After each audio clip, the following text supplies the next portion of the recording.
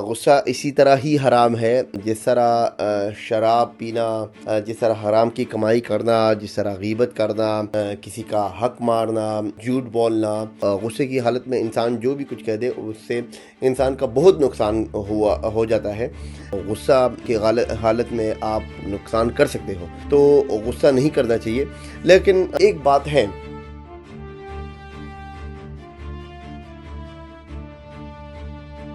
Watch share and like کرنا نہ بھولیے۔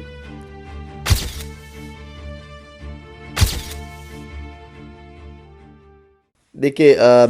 غصہ حرام ہے۔ غصہ اسی طرح ہی حرام ہے جس طرح شراب پینا، جس طرح حرام کی کمائی کرنا، جس طرح غیبت کرنا، کسی کا حق مارنا، جھوٹ بولنا۔ جس طرح ان گناہوں کی اپنی سزائیں ہیں، اسی طرح غصہ کرنے کا بھی اپنا ایک ہے، سزا بھی ہے، اور اس کی سزا انسان کو دنیا میں بھی ملتی ہے اور آخرت میں بھی اس کی سزا ہے۔ اور غصہ حرام ہے، اور یہ اسلام کے ہمارے جتنے بھی اسلامک بکس ہیں ہر جگہ پہ آپ کو یہ مطلب نظر آ جاتا ہے، اور ہر جگہ سے آپ کو یہ ثابت ہو جائے گا کہ واقعی غصہ حرام ہے۔ اور غصے کی حالت میں انسان جو بھی الفاظ کہہ دے، جو بھی اناپ شناپ اس کے منہ سے نکل جائے، تو واقعی وہ کہتے ہیں نا کہ منہ سے نکلی ہوئی تھوک واپس نہیں جاتی۔ تو غصے کی حالت میں انسان جو بھی کچھ کہہ دے اس سے انسان کا بہت نقصان ہو جاتا ہے۔ مطلب اگر فرض کرو کاروبار کے لین دین میں اگر آپ دیکھ لیں تو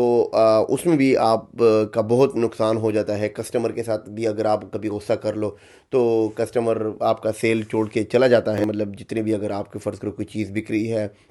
یا اگر آپ کا فرض کرو کوئی چیز لے رہے ہو، بائی کر رہے ہو، بائی اینڈ سیلنگ کہیں پہ بھی اگر آپ کی فرض کرو کوئی اس طرح کا کوئی سسٹم چل رہا ہے، تو غصہ کی حالت میں آپ وہ چیز اپنا مطلب نقصان کر سکتے ہو، تو غصہ نہیں کرنا چاہیے۔ لیکن ایک بات ہے کہ غصہ کبھی کبھی انسان خود نہیں کرنا چاہتا، دوسرا بندہ اس کو اتنا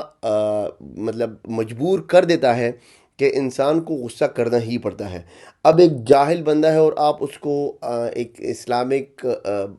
پوائنٹ آف ویو سے اگر فرض کرو کوئی دینی مسئلہ سکھانا چاہو، دکھانا چاہو، بتانا چاہو، اور آگے سے وہ اپنی جاہلیت کی وجہ سے وہ آپ کی بات ہی نہیں سن رہا، اور وہ آپ کو یہ کہہ دے کہ او چلو چھوڑو جانے دو بھائی، کوئی تمہیں کوئی پتہ نہیں، او چلو چھوڑو جانے دو کوئی بھائی تمہیں کوئی پتہ نہیں، تو یہ ایک جاہلیت کی نشانی ہوتی ہے۔ اور اگر ایون آپ غلط بھی کہہ رہے ہو تو میں کہتا ہوں کہ انسان کی بات کو سننا چاہیے۔ اگر فرض کرو وہ غلط بات کہہ رہا ہے، آپ سنو تو صحیح صحیح، اگر آپ پھر آپ کے پاس ثبوت ہے تو آپ اس کے ساتھ ڈائلاگ کرو، آپ اس کو بتاؤ کہ بھئی یہ ایسا نہیں ایسا ہے۔ ہمارے امام حسن علیہ السلام کے پاس ایک بندے آئے، اینڈ وہ بلکہ آئے نہیں، وہ وضو کر رہے تھے، تو امام حسن علیہ السلام نے ان کو دیکھا کہ وہ وضو کر رہے ہیں، اور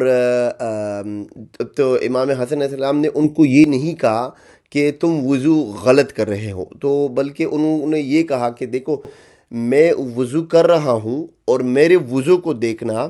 کہ کیا میں غلط کر رہا ہوں یا صحیح کر رہا ہوں۔ تو یہ اسلامک پوائنٹ آف ویو سے سمجھانے کا ایک طریقہ ہوتا ہے، تو اگلے کو غصہ بھی نہیں آتا اور اگلا پھر بات سن بھی لیتا ہے۔ خیر وہ تو امام تھے، امام کہا اور ہم کہا، لیکن یہ انہوں نے جب یہ کیا اور یہ عمل کیا اپنے اصحابی کے ساتھ، اور اپنے جو فالوور تھے، جو مرید تھے ان کے ساتھ، جو ان کو دکھانے کے لیے، ان کو بتانے کے لیے، تو یہ ہمارے لیے ایک نمونہ ہے اور ہمارے لیے ایک سبق ہے کہ اگر ہم ایک دوسرے کو سمجھانا چاہیں تو ایک دوسرے کو مثالوں سے سمجھائیں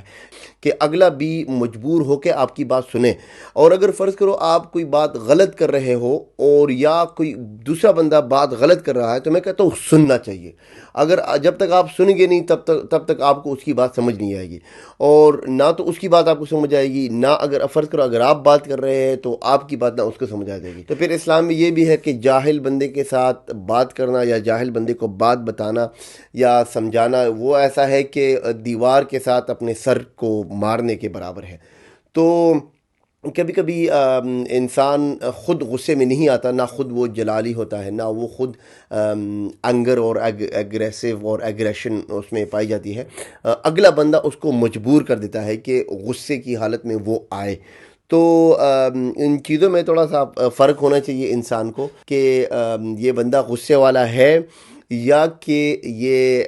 بندہ جو ہے مطلب یا کسی نے غصے میں کیا ہوا ہے یا ہماری بات اس کو سمجھ نہیں آ رہی تو اس وجہ سے یہ غصے میں آ گیا ہے۔ تو میرے آگے پیچھے زیادہ تر میرے دوست وغیرہ ہے تو زیادہ تر جلال کے موڈ میں ہی رہتے ہیں، اور زیادہ تر مطلب میں ان کو کہتا ہوں کہ بھئی اتنا غصے میں انسان کو نہیں رہنا چاہیے، آل دا ٹائم ٹینشن اور آل دا ٹائم اسٹریس اور ہیڈک، اور ان کے وہ چہروں کے اوپر ایک ایسی مطلب ہے کہ ایک کیفیت پائی جاتی ہے کہ جیسے کہ پوری دنیا کا بوجھ ان کے سر کے اوپر ہے۔ ایلن ماسک جو آج کل سب سے بڑا ملینئر ٹریلینئر بندہ ہے، اس کے اوپر بھی میں کہتا ہوں اتنا بوجھ نہیں ہوا ہوگا جتنا ان کے سر کے اوپر بوجھ ہوگا، کہ مطلب ہے کہ اتنے آرڈر آ گئے ہیں، اتنی ڈیلیوریاں آ گئی ہے، اور زیادہ سے زیادہ اگر آپ حساب لگا لو تو پاؤنڈس کے حساب سے کچھ پاؤنڈ ہی ہوں گے، 1000 1,500 2,000 3 5,000 پاؤنڈ تک ہی ہوں گے، مطلب پورے مہینے کی اگر آپ وہ لگا لو، یا ایون چلو دن کی لگا لو، لیکن اگر پاؤنڈ وہ بھی ہزاروں پاؤنڈ میں ہے، اگر آپ کی آمدنی بھی ہزاروں پاؤنڈ میں ہے، تو آپ کے اوپر پھر یہ بوجھ کس چیز کا، مطلب یہ کس چیز کی آپ کو پریشانی ہے، کس چیز کی آپ اتنی ہیڈک لے رہے ہو، کس کی چیز کی آپ اتنی وہ ٹینشن لے رہے ہو۔ تو تھوڑا سا ریلیکس رہنا چاہیے، تھوڑا سا اتنا ہیڈک نہیں لینا چاہیے۔ یہ دنیا ویسے بھی فانی دنیا ہے، ہم بہت کم عرصے کے لیے ادھر آئے ہیں، 50 60 سال کی زندگی ہے۔ میں تو ونعوذ باللہ اس دنیا کو نہ میں چاہتا ہوں، نہ مانتا ہوں، نہ مجھے کوئی اسے اتنا دل لگی ہے۔ بس ٹھیک ہے، الحمدللہ اپنی زندگی جی رہے ہیں، بسر کر رہے ہیں، اللہ تعالی ہماری آخرت سنوارے۔ لیکن بات وہی ہے کہ غصے میں نہیں رہنا چاہیے انسان کو تھوڑا سا خوشی کے آثار اپنے چہرے کے اوپر لانے چاہیے۔ آخر میں یہ بات شیئر کروں گا اور اس کے بعد اجازت کہ